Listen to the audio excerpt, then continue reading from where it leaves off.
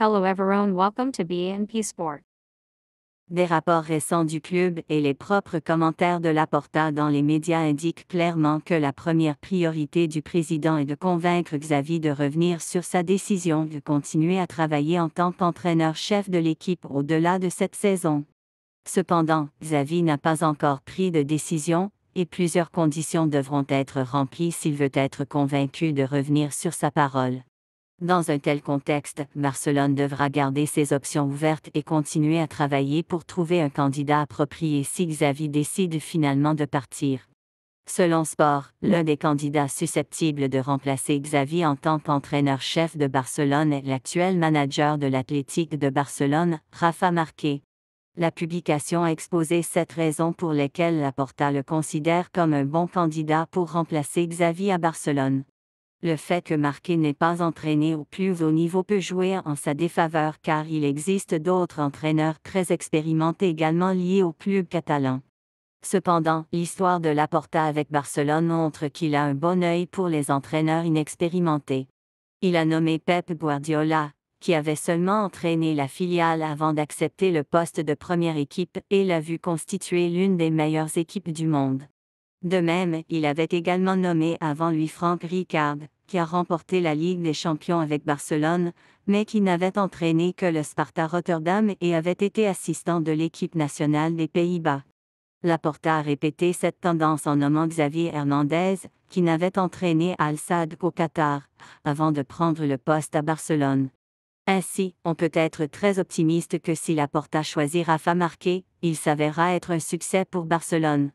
Influence de Jorge Mendes. Jorge Mendes est l'un des agents les plus fiables de Joan Laporta et il a beaucoup d'influence dans le vestiaire de Barcelone puisqu'il gère les dossiers de Joao Félix, Joao Cancelo, Alejandro Balde, Lamine Yamal, Ansu Fati, etc.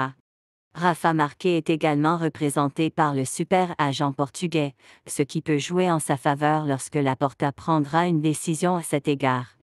De plus, Mendes et Marquez entretiennent également de très bonnes relations avec Deco, ce qui peut également être décisif car Marquez et Deco devront travailler ensemble pour former une bonne équipe si le premier est effectivement nommé entraîneur-chef.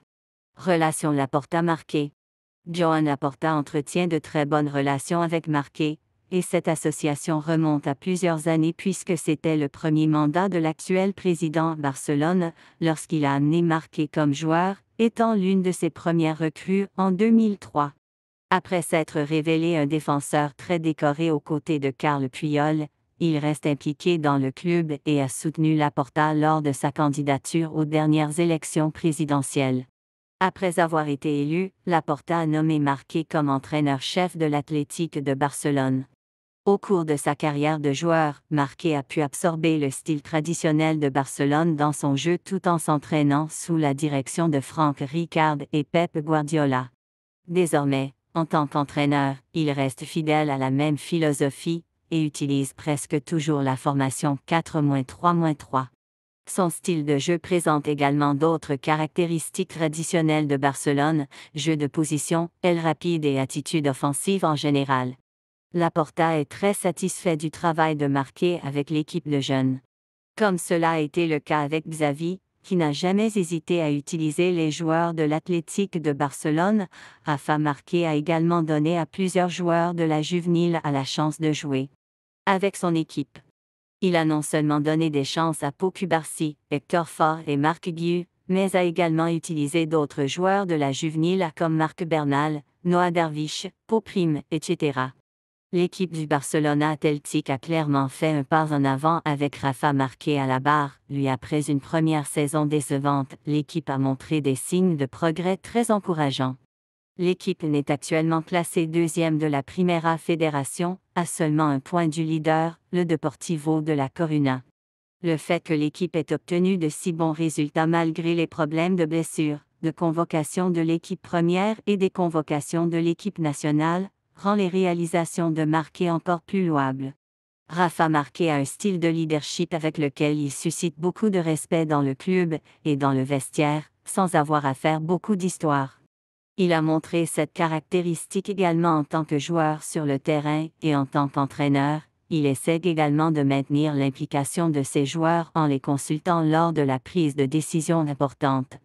En raison de tous ces facteurs, Rafa Marquez reste l'un des candidats pour remplacer Xavi sur le banc de Barcelone, mais il reste encore du temps avant que le club ne prenne une décision, et rien n'est sûr pour l'instant.